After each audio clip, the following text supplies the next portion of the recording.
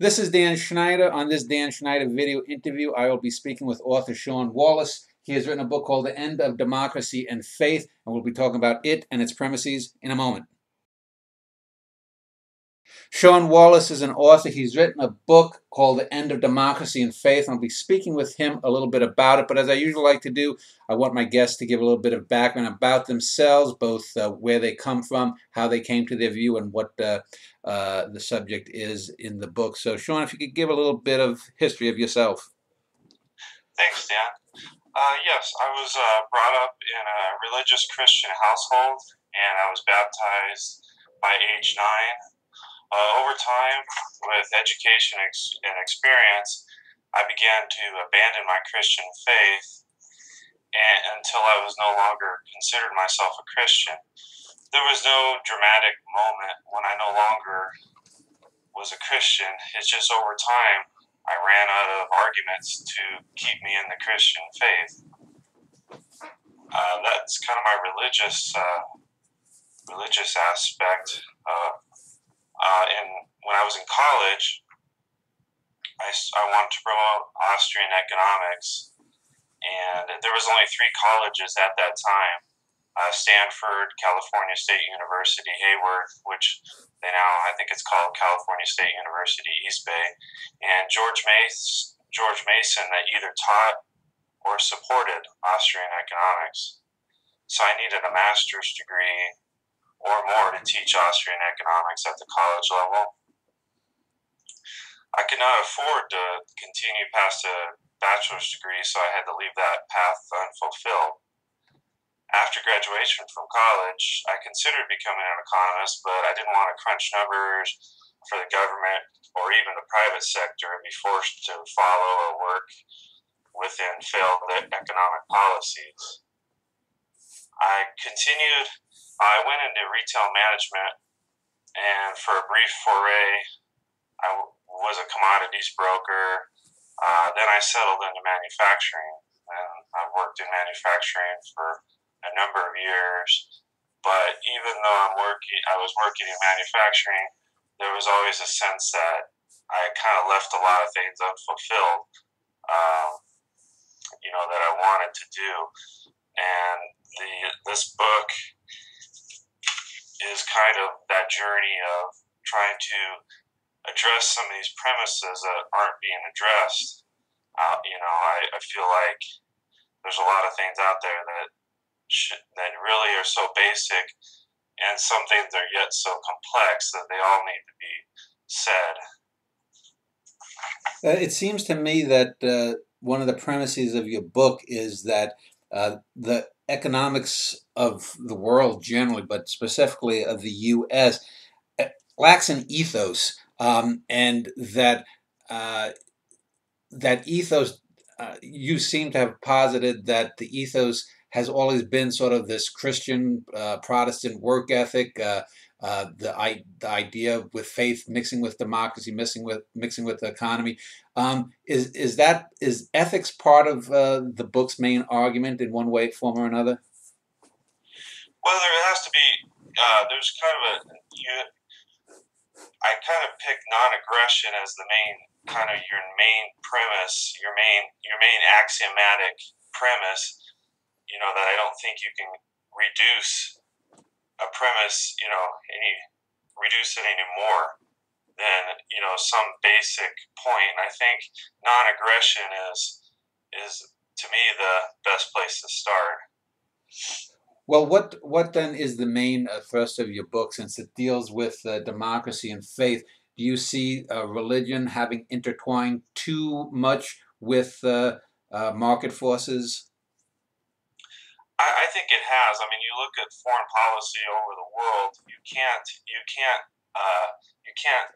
just not address religion. Religion is in everything we do. It's every day there's a shooting. Not every day, but there's shootings so much. We have foreign policy. We've got 9/11. There's just events all over the world, and when we've diverted so much economic resources, we've devoted our intellectual resources to something that doesn't help our our politics. It doesn't help us as a people, I don't think. When you write about being the social contract, and we often talk about the commonweal. Can you expand upon your ideas of the commonweal and how the system we have now doesn't work, and what system or approach to market forces or the economy you would put in its place?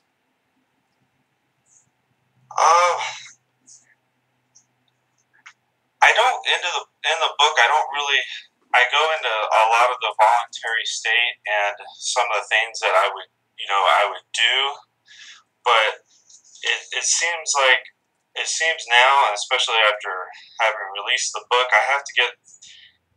It's a lot of convincing people or showing people that we're just ignoring the most basic premises. Like for democracy, I would say, the most basic axiomatic premise is, I know majority rule is wrong. I know it, but, and then you put any other argument you want after that. We're not addressing the most basic premise that we know majority is wrong, but, I want to go over here. I want to do this policy or this act. Well, history has shown, like when you have sort of Stalinist 5-year plans, they tend not to work out so well. There's always been an argument made that the best kind of leadership other than democracy would be sort of a benevolent dictator. It's just very hard to get a benevolent dictator in the real world. So what form of government would you posit as the best in answering the multivalent questions? Because when you're running a society, you have economic questions, you have social questions, you have sexual questions, you have just purely political questions of how to divide up the spoils or the riches. What kind of system do you posit, say, a panel of wise men, of Buddhas, to decide this kind of thing? What, other than the democracy, do you propose some kind of republicanism more strong than what we have? Okay.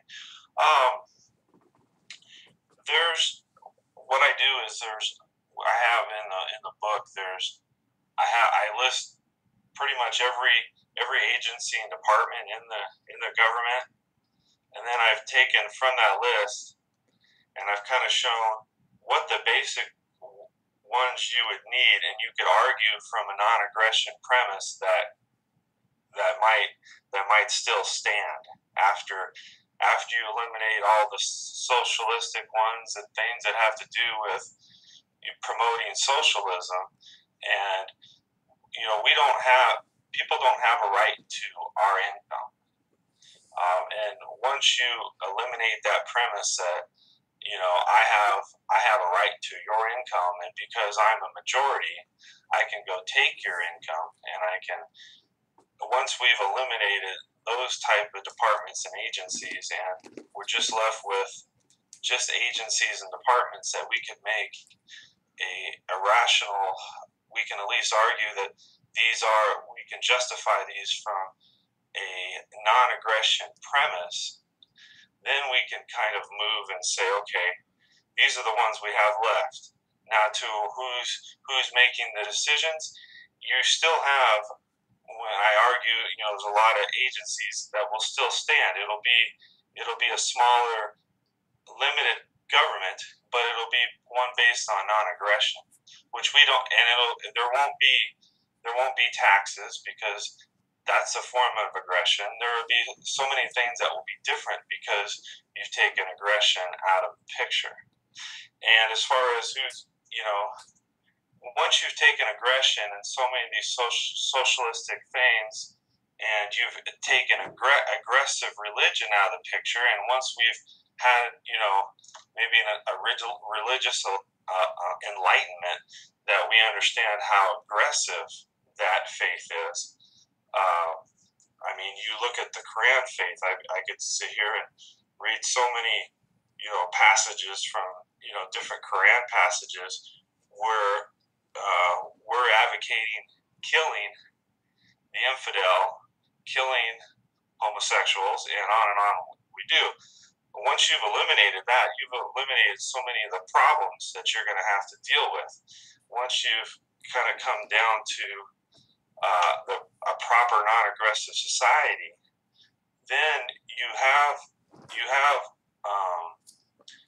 the people that you need in place, and if you need to make adjustments, beyond there, all we do now, under democracy, is the people elect a president. We get one vote, one voice, and that's supposed to solve all the problems. So I don't think it's, if we didn't have, a president, or something, you're not really changing, you're not really changing the power I shouldn't say that. You're not changing the structure of the people you need to make the decisions. Well, give me an example from your book of a problem that you think is extant current now in American society, how the government currently has failed, and how you would propose to approach and solve that issue. Okay. You might take the Federal Reserve. The Federal Reserve, their mandate is they have like a 5.5 employment. They're trying to guarantee employment at 5.5%, and they're trying to guarantee that there'll be 2% inflation. What you do when you do that is you're building in inflation at 2%. You're trying to always grow the money supply at 2%. And you look at our budget every year, we usually, our national budget, we're building in $1 billion of national debt that we're trying to build in. And it's perpetuated. Part of the place it starts from is from the Federal Reserve. And they say, okay, we're going to inflate the money supply to 2%. The politicians are building in, $1 billion in debt each year. We're allowing derivatives. When we had the 2008 recession, we had $600 trillion in derivatives. Now we have over $1,200 trillion in derivative debt.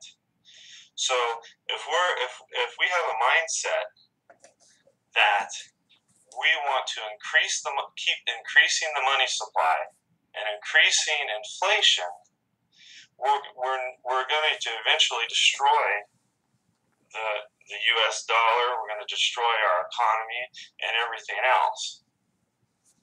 And no currency has stood. Any national currency, I don't think there's been one that stood over 70 years, except maybe the British pound. And you start looking. Eventually, these things will collapse, and we think we're above it all because we haven't seen all the effects that Keynesian economics or monetarist economics will bring force on our American economy. So we're going every day in error, but we think we're okay.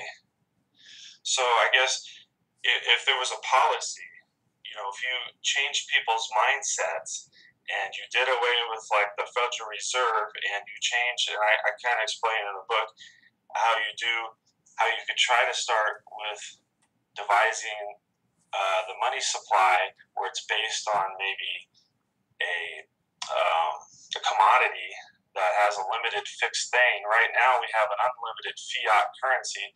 If you could tie it in to something like a commodity that has a limited thing, so you could control the money supply and not keep inflating debt. Before there was the Federal Reserve, and if you go back and you look at how things were before the Federal Reserve, we had deflation. But now it's commonplace that we said, okay, inflation. We had short, quick deflationary type recessionary events that were very quick and very short. But now we expand them to a point that they're very severe, and each one will be more severe than the last until you get hyperinflation.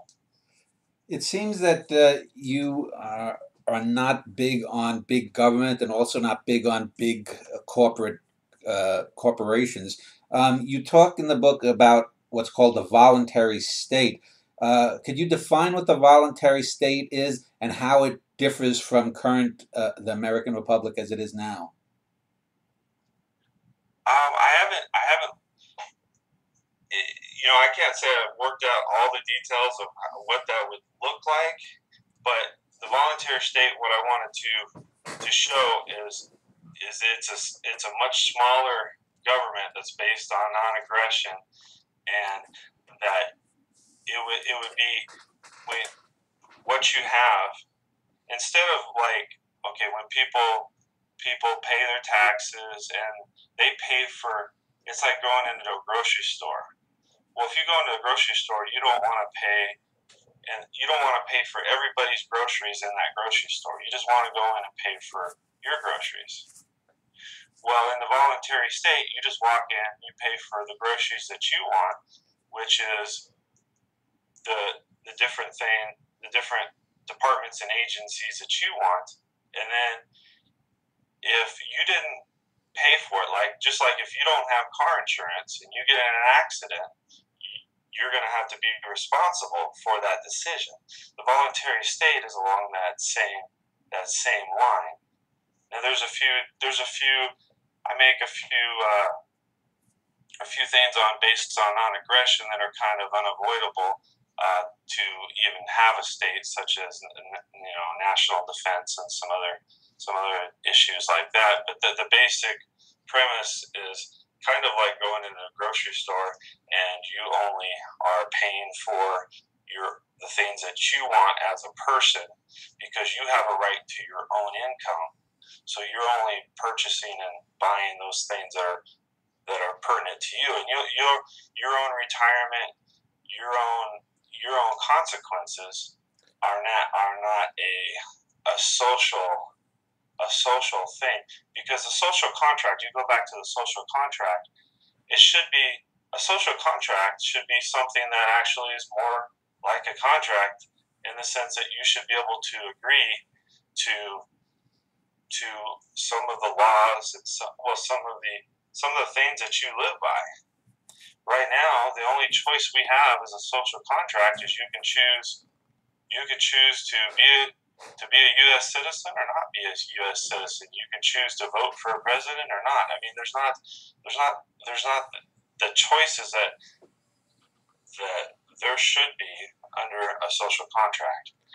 But it sounds like you're arguing for more local government, which instead of even, say, federal government or state government, you would bring it down to even smaller groups, because ultimately you can't have a government of one or just each family governing itself. So at what level would you like to see government at? At the level of a township, at the level of a city, at the level of a county? What? Because someone has to make laws. You have to outlaw something. Right, you can't have anarchy with people rampaging across the hillside, killing people.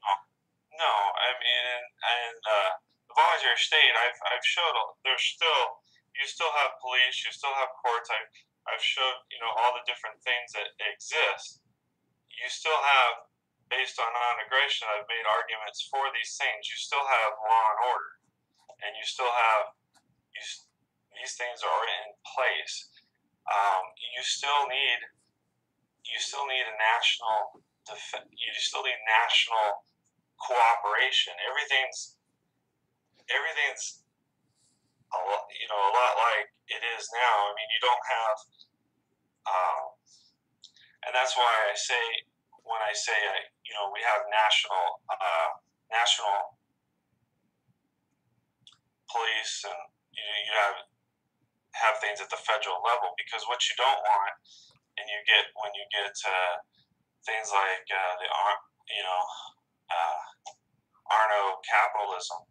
anarcho-capitalism, is you have things at a local level, and you have all these little things at the city level, and you have these jurisdictional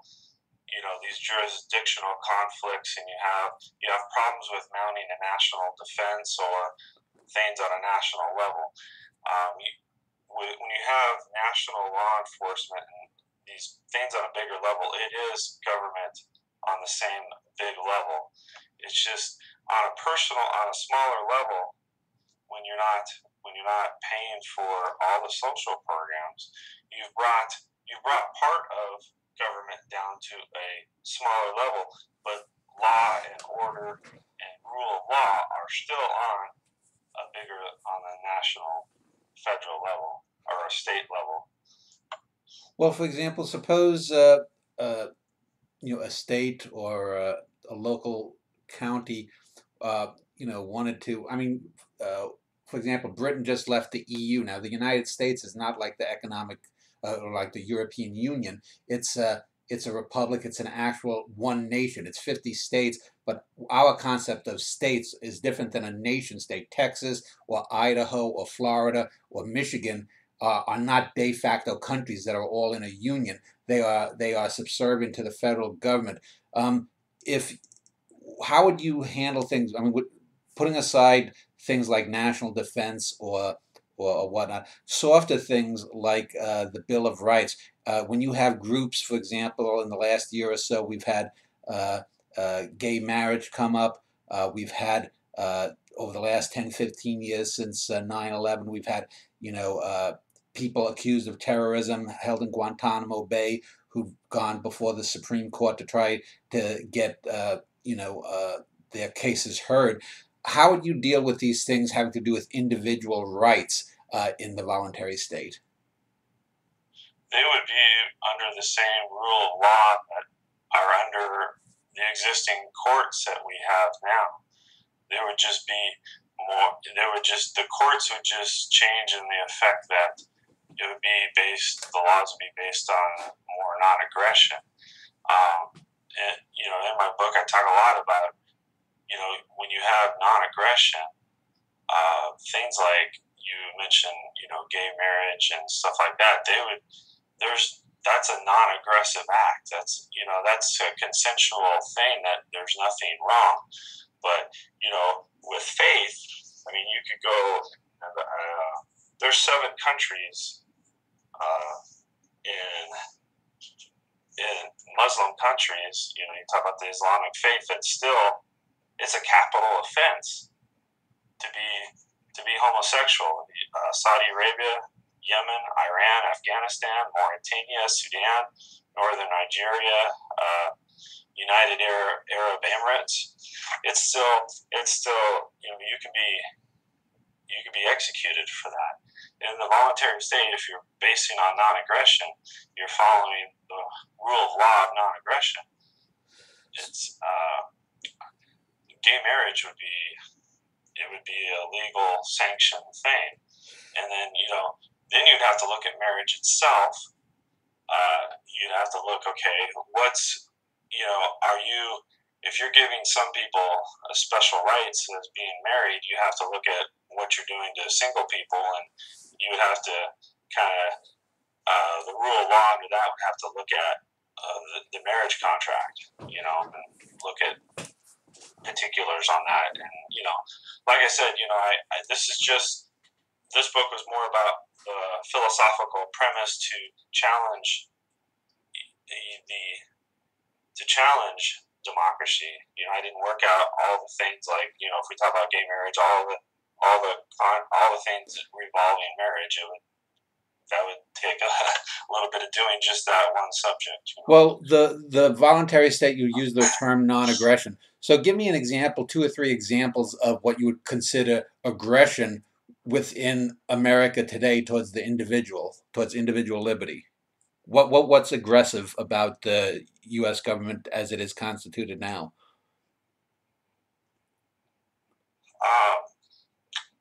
Income tax.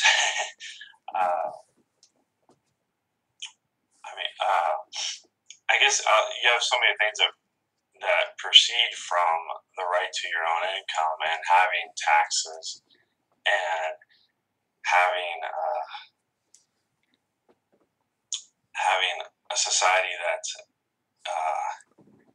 is controlled by that we don't have a right to things that are in and of themselves not non-aggressive, and Would you replace income taxes going back to a tariff system that we had in the 19th century, that all foreign goods would be subject to tariffs? no, it would be more like when you receive your water bill, Yeah. The city says, here's your charge for your water bill, here's your utility charge, this is what you pay. Okay, here's what we worked out is the cost for the state defenses and courts and police, and they just send you. It could all be online. It could be, you could have something online. Instead of doing taxes every year, you're doing what you want for that year for the different departments and agencies that you want, and you just clicking on this, and then it could be something that you pay every month. You instead of them taxing every 2 weeks or every week out of your paycheck, you could set up direct deposit, or you could you could mail in checks or something. That it's the same type of thing that you could make installment payments based on your choices that you made. When you file, instead of filing taxes, you could be filing the agencies and departments that you want for that year, just like you do in auto insurance, just like you do your homeowner's insurance and things like that. It'd just be a little different setup. Let's go back to religion. You started the interview saying that you were no longer Christian. Give me an example or two from the book where you feel that religion, and I would assume, given this country, we're mostly talking about Christianity, has somehow subverted the American system, or has somehow hindered America from reaching its potential as a nation, socially or politically. Give me one or two examples that you could use where religion has undermined the American experiment, say.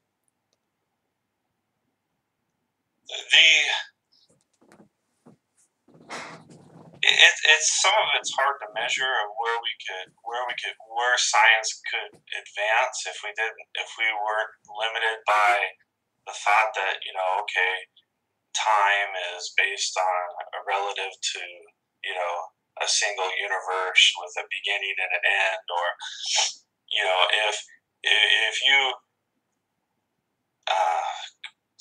religion limits us when it comes to science. It limits us in the way that we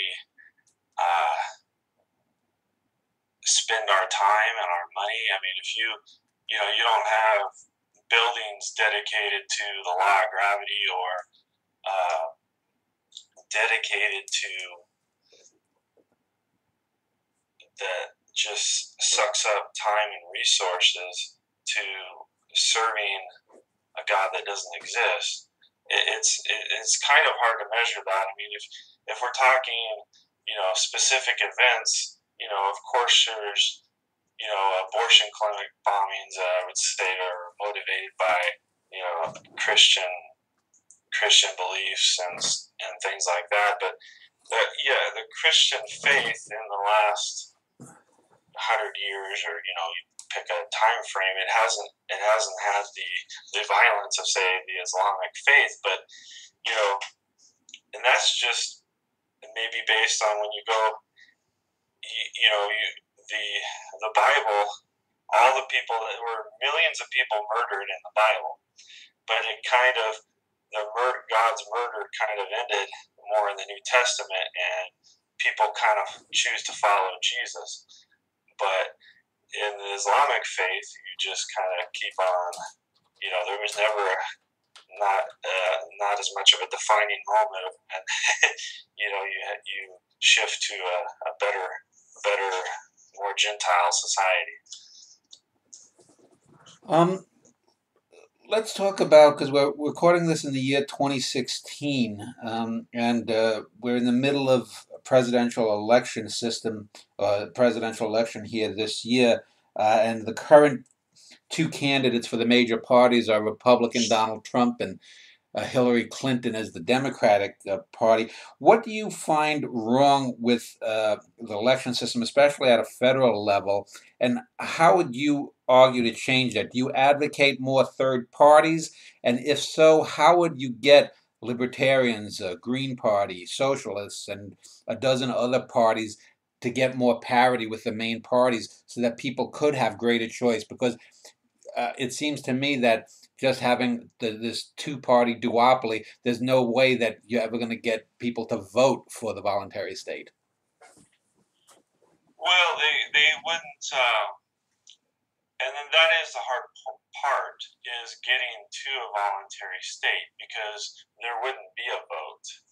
I've never voted in my life, and there wouldn't be a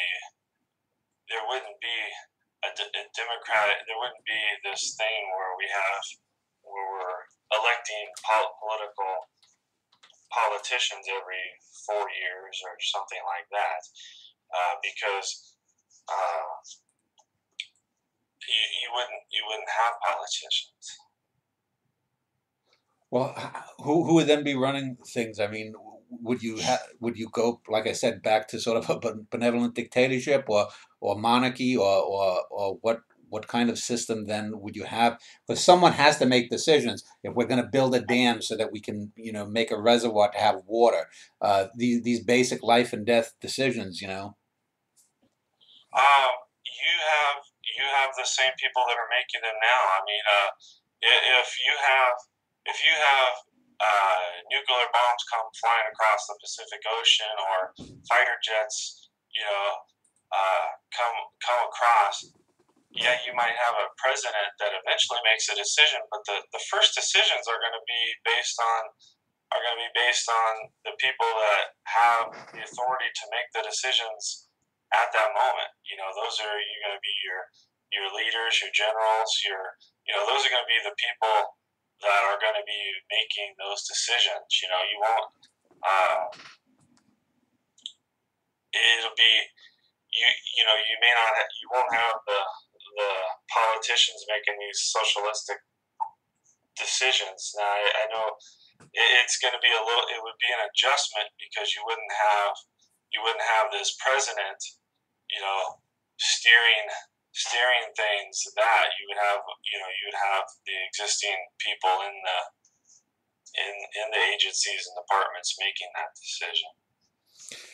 But those people, I mean, one of the big problems with politics that we have right now is cronyism, whether it's Republican or Democrat or any other system. People tend to put their people in power. So the people who are, running the IRS or who are running, any government agency, if they're not elected, they're not held responsible to anybody. How would there be a system of checks and balances? Because currently we have a tripartite federal system. We have the president, we have the Congress, and we have the Supreme Court, and they each have powers to balance each other.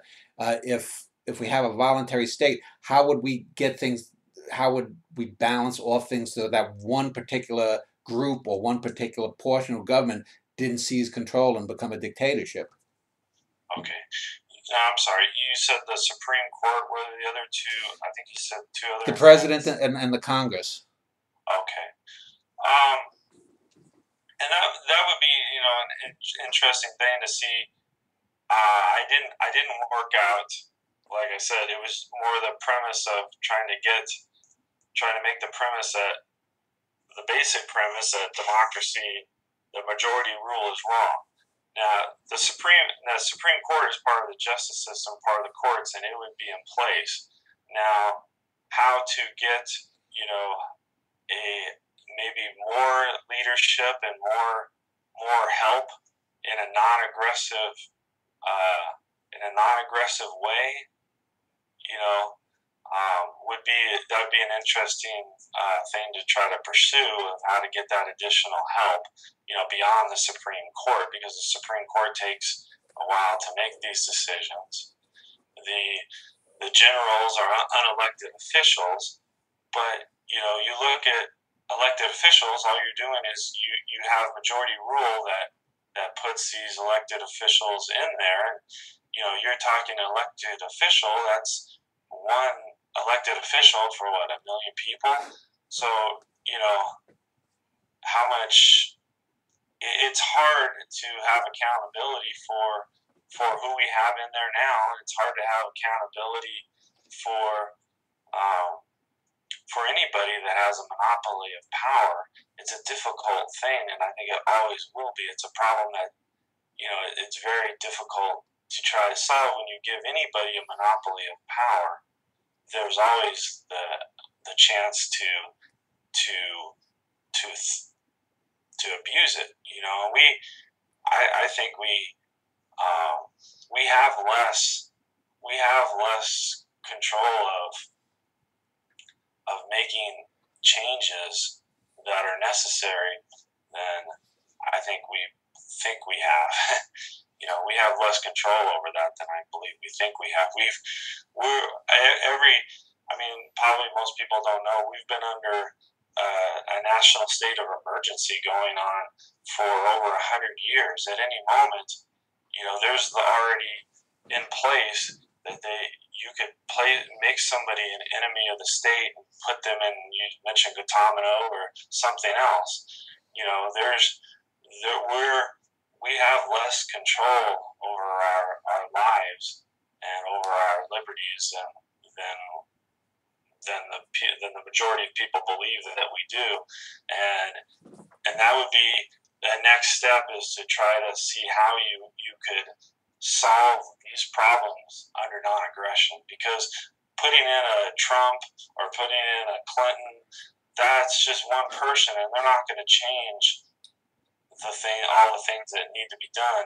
I mean, you look over time, we just moved from, you know, we've had a fairly equal blend of Democratic politicians and their Republican politicians, and like you had mentioned, okay, if we put in a third party, yes, if you put in libertarians in there, it might improve things to an extent, but it'd be a contradiction of their own premises. If you look at what libertarians stand for, it's a contradiction of their own premises. Corporations and people like a Donald Trump, who can spend $1 billion to run for president, that would seem to argue against democracy. Do you advocate in your book that democracy, I mean, would you check limits on the amounts of money spent in campaigns at any level? How would you get the voice of the individual person, the guy or woman who's just working a job and isn't spending any money on politicians, to get their voice to have equal representation versus someone like a Donald Trump or any of these other rich people who are senators and congressmen and presidents and secretaries of various departments? Do you advocate getting money out of the system that runs the government? Well, there wouldn't be all the political campaigning. There wouldn't be a political system, so there wouldn't be, you know, a Donald Trump running for president. What you would have, you know, if you're trying to give an individual a voice in government and let them be heard, how they're going to be heard is with their voluntary choice of agencies that they want. If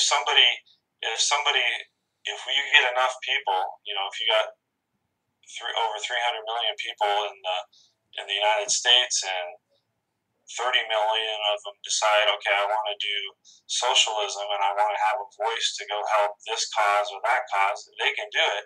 But they're doing it, you know, along the same lines as charity, that it's a voluntary thing that they're doing, and they, you know, when they're doing their voluntary state elections, you know, they can choose, okay, I'm going to put this as a choice of an agency. I like to create this agency, and let's see if we can get people to voluntarily contribute to it, because we need this agency to go tackle this problem. And that's how you could do it, on the most basic level. Because if you can get, like we put politicians on a ballot, and the politicians are supposed to go out and take care of everything. How about we put causes, on the docket? Says, okay, let's get everybody to go. Let's get this agency to go address this problem. And it'd be an evolution of the state to go address. You could move the mark any way you want it to, and you could move it. But it'll all be voluntary. Let me just ask a final question in this segment, and then we'll wrap up the interview, and I'll give you a chance to sum up your thoughts. You talked about the moral depravity of democracy and faith. Can you give an instance of the moral depravity of democracy and faith? And are they the same types of moral depravity, or are they different moral depravities? They might affect non-aggression, and I think they're different. I mean, when you look at faith, the argument, to me, it boils down to, I know God murdered millions of people, but, and there's always an argument after that. Faith just holds us back. You see it. You're going to see it more and more in the Muslim world. And all the civil liberties and all the aggression that's used there. We know. You look at all the people that are murdered, and God, here's your God. You're gonna base your religion on God, and God, if you believe that the Bible's real, or that he murdered millions of people, and you're gonna base your faith on this murder. That's your premise, is to follow your standard of value is God, and God murdered millions of people. I don't see how you move on from that premise and say, okay, I'm going to build my faith, my morality. I'm going to move forward based on a morality of murder. Well, let's end this segment. In the final segment, I want to ask you to wrap up your thoughts on this book, and then any plans you have for books, things that you're going to tackle in the future, and we'll do that in a moment. I've been speaking with Sean Wallace. He's the author of a book called The End of Democracy and Faith. Sean, let me just ask you if you could just sum up any final thoughts about your arguments from that book, and if you have any ideas for a book in the future. What are you going to be writing about next? Okay. One thing I didn't feel like I kind of touched on, just want to touch on a little bit, is part of the reasoning and part of a direction that I don't think democracy and faith have been addressed. Challenging democracy. And one of the reasons I wanted to do the book is because I didn't feel like intellectuals and philosophers were addressing it. To me, it's kind of like, if you were a scientist and you could pick or choose which laws of science and nature you wanted to believe were true. You couldn't say, well, as a scientist, I'm going to ignore the law of gravity. And for me, philosophers shouldn't be able to pick and choose which premises they're going to follow and which ones they're going to ignore. You have to boil these things down to the most axiomatic premises, and when you do that, you come up with majority rule. We know majority rule is wrong. It's an act of aggression, and we're going to choose to ignore it. And as long as we do that, we're gonna continue to run into all the problems, because when you load in all this aggression, you have all these problems, with our money, with faith, and with all things that proceed from acting in an aggressive manner. Well, what's I'm sorry. what are you going to write about next? Do you have any ideas for another book, and what topic will you be tackling? Um, I think what I haven't totally made up my mind. I mean, I haven't written a lot of stuff, but it's almost like I'd like to see them come more into play. You know, that I can show more examples of things starting to unravel. Um, I'd like to.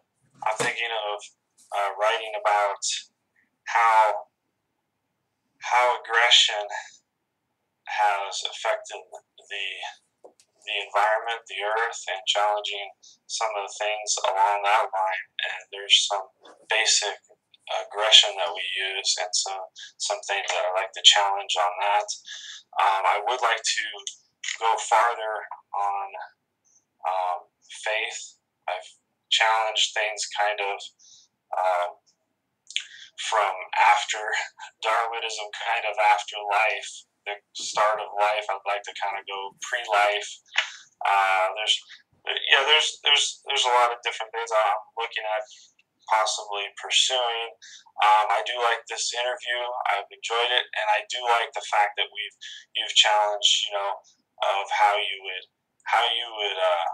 have power, rule, and order moving forward in the voluntary state. I don't know if I would try to tackle all those things in a single book, if I could unify them in a single book, or if I'd have to do a couple books. But those are all topics I think I would be interested in. I've started pursuing. Well, anyone who's enjoyed this conversation with Sean Wallace, I'll have a link to his Twitter page and also his Amazon page for his book. As far as I know, you don't have a website, do you, Sean? No, I'm just doing my Twitter. That's Sean Wallace @author_Wallace. Okay. Well, I will link to that and the Amazon page. You can contact Sean if you found this interview to be helpful to yourself. I just want to thank you for spending your time with me. Thank you very much, Dan. I really appreciate the opportunity.